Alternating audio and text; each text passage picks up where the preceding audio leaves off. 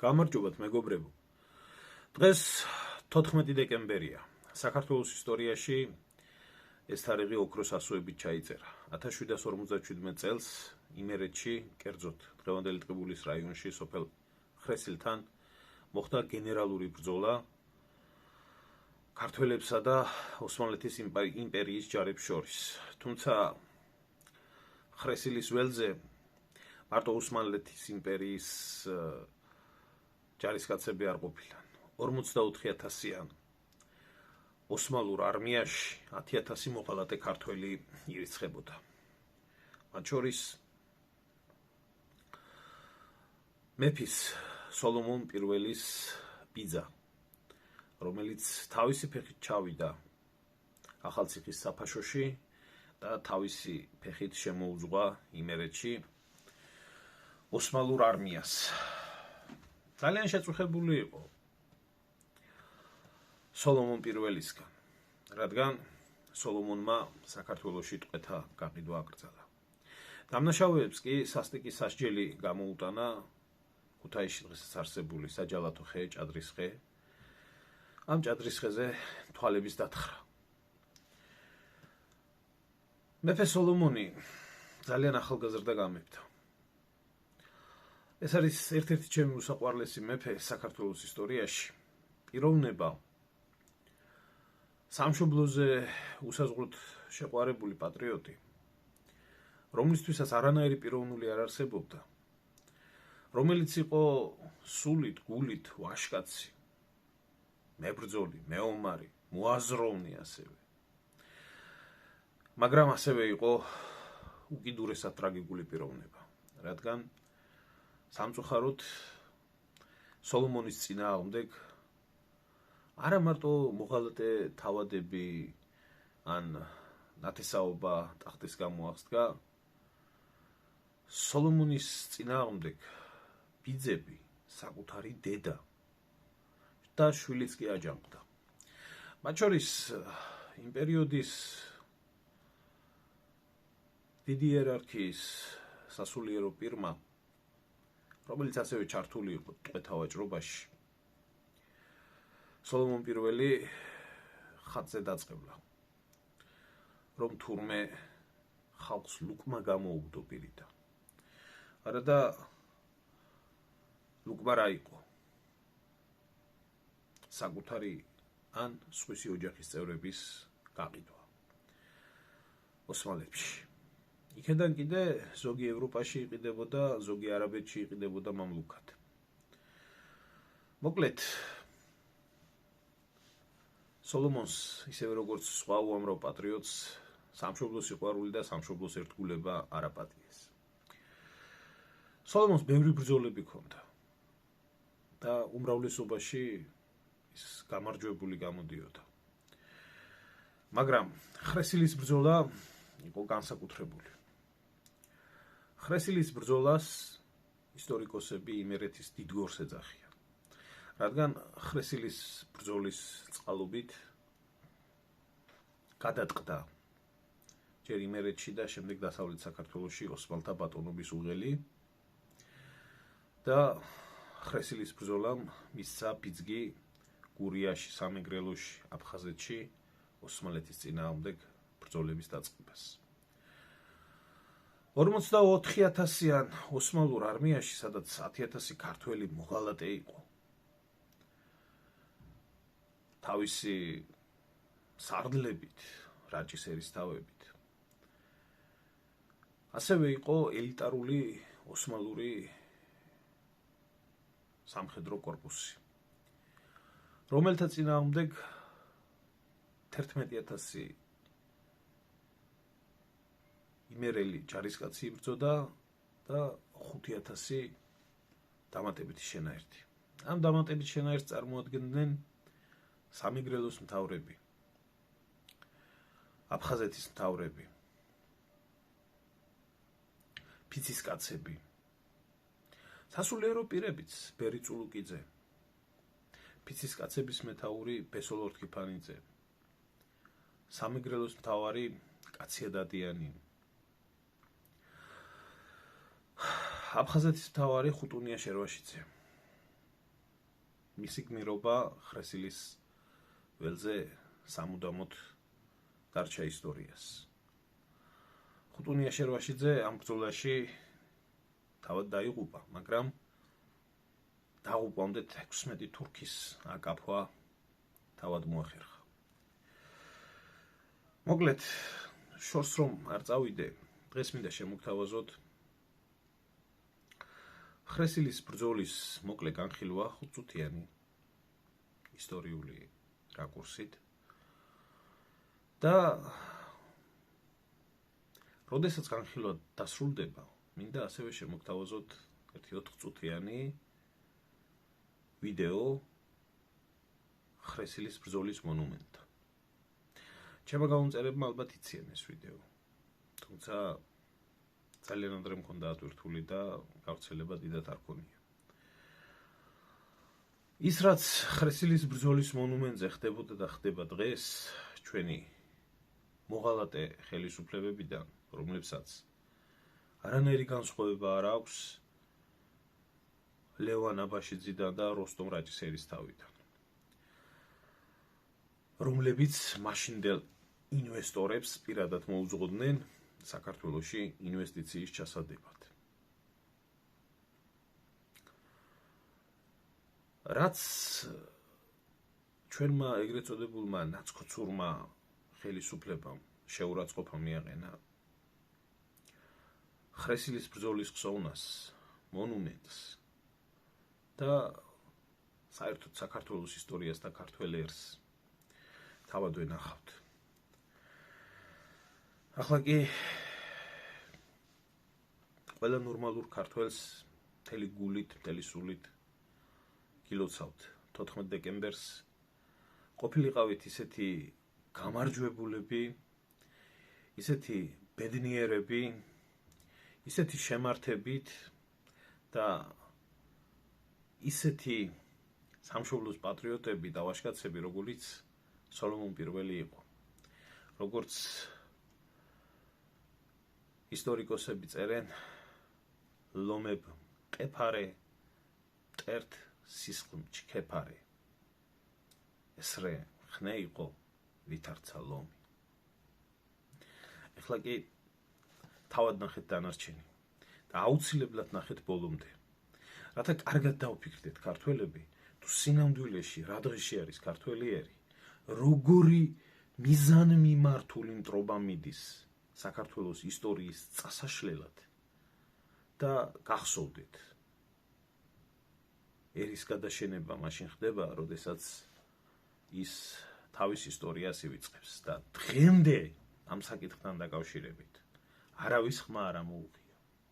სამწუხაროდ და დღესაც ამ დღეში არის მემორიალი.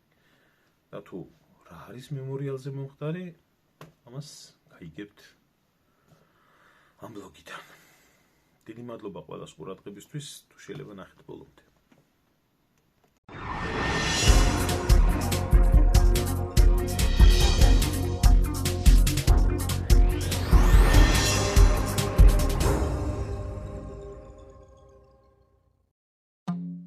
ორას 50 წლის წინ 1757 წლის 14 დეკემბერს ხრესილის ველზე ქართველთა ლაშქარმა იმერეთის მეფის სოლომონ პირველის სარდლობით სასტიკი დამარცხება აგემა ოსმალეთის იმპერიას და სამუდამოდ ამოძირკვა თურქთა სახსენებელი იმერეთიდან.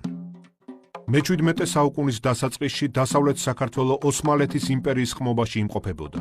ფოთის, შორაპნისა და ცუცხვათის ციხეებში ოსმალური გარნიზონი იდგა.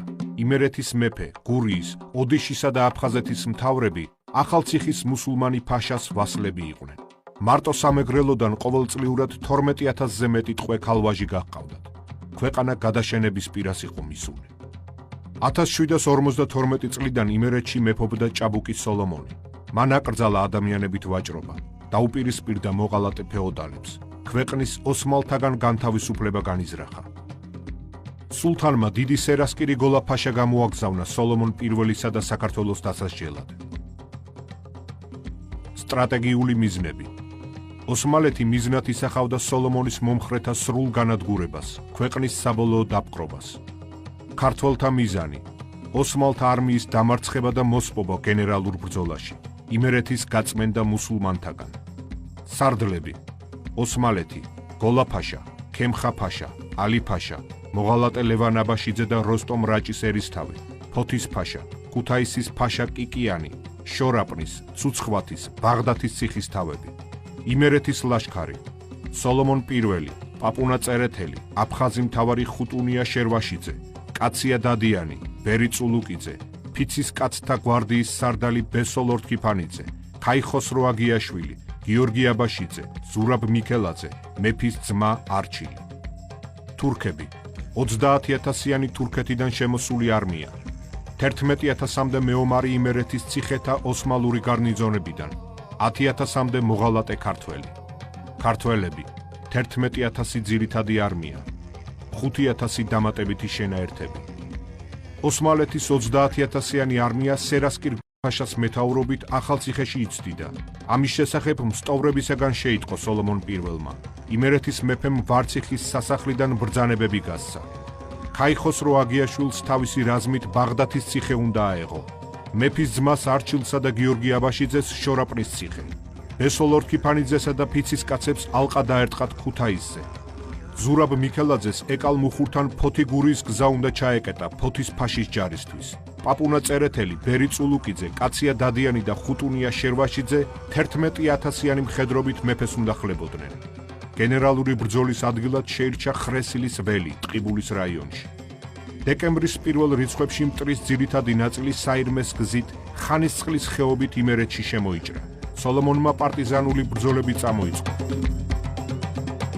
გოლა-ფაშა ქუთაისში შევიდა. აქ მას შეუერთდა ლევან აბაშიძე და როსტომ რაჭის ერისთავი.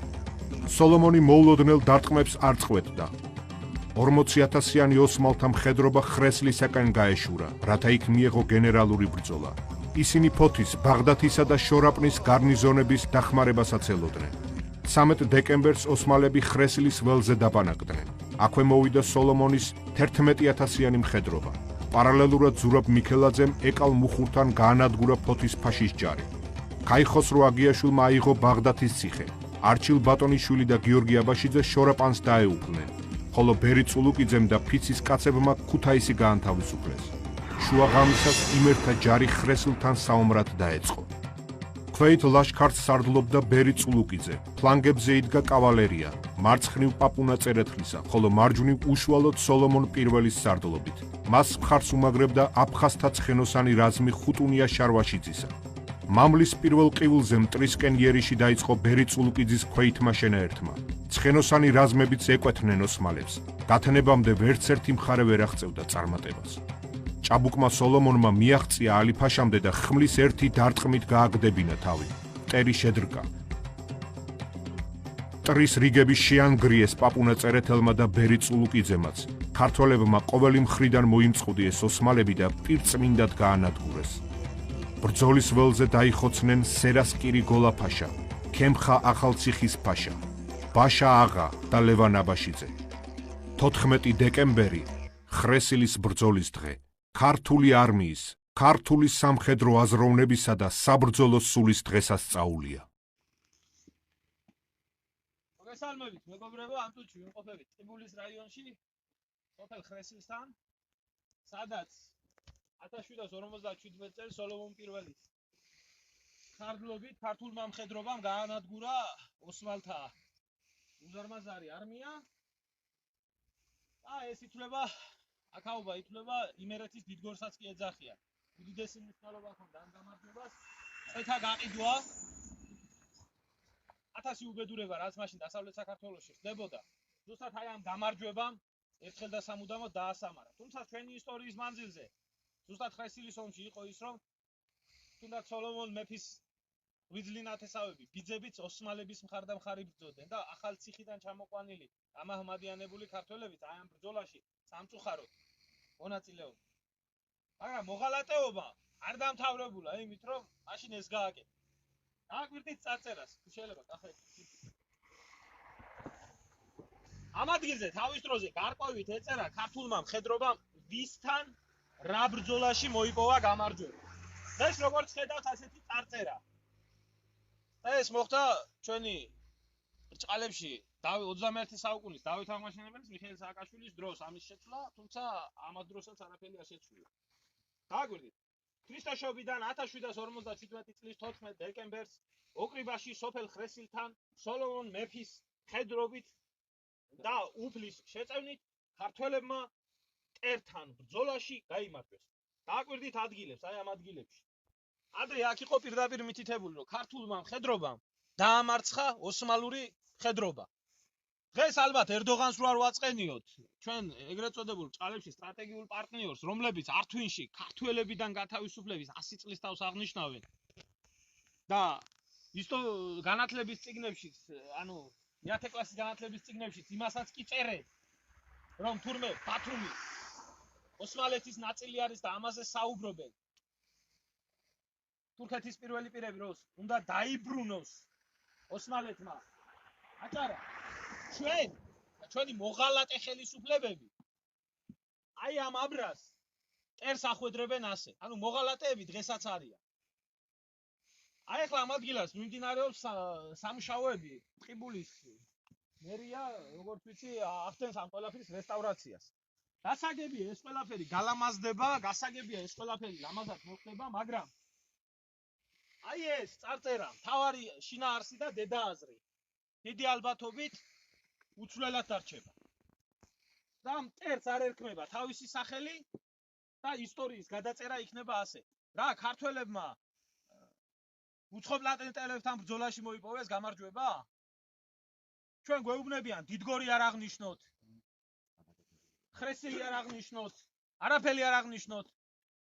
ესენი ჩვენი ძმები არიან, უნდა შევიყვაროთ, სტრატეგიული მეგობრები. 1921 წელს დაიდო ყარსის ხელშეკრულება, რომელიც მოღალატე შევარდნაძის რეჟიმმა აღიარა კანონიერ ხელისუფლებას, თუმცა დაპყრობილი ხრის, ანუ ოკუპაციური ჯარების, ბოლშევიკების მიერ და ოკუპაციური ჯარების ქემალისტური თურქების მიერ იქნა გაფორმებული, რომელსაც საქართველოს ისტორიასთან არანაირი კანონიერი კავშირი არ გააჩნია. მოდის 100 წლის თავი, რომელსაც ძალა აქვს. მთელ ერში არის გაჩენილი მძიმე განცდა იმის შესახებ, რომ შეიძლება ყარსის ხელშეკრულებით აჭარას კვლავ დაემუქროს აგრესია. და აი რა ხდება შიგნით. აქედან მინდა მივმართო ხელისუფლებას, კულტურის და ძეგლთა დაცვის სამინისტროს, ტყიბულის მერიას და ყველა იმ პასუხისმგებელ პირს, ვისაც ეს აკისრია. დააბრუნეთ ის წარწერა, რაც იყო აქ თავის დროზე. დაარქვით საქართველოში ისტორიას თავისი სახელი, მტერს დაარქვით მტერი და მოღალატეს დაარქვით მოღალატე. დიდი მადლობა ყველას მინდა მოგახსენოთ ყურადღებისთვის, იცოდეთ. ერის გადაგვარება მაშინ იწყება, როცა ის საკუთარ ისტორიას ივიწყებს. არ გაგზავნებოდეთ, თუ რამის თქმა გნებავთ, აქ არიან ადგილობრივი მოსახლეობა და თუ ამ აზრზე არ არიან, მაშინ თქვან. მართალს ლაპარაკობს თუ არა? ყველაფერი სიმართლე.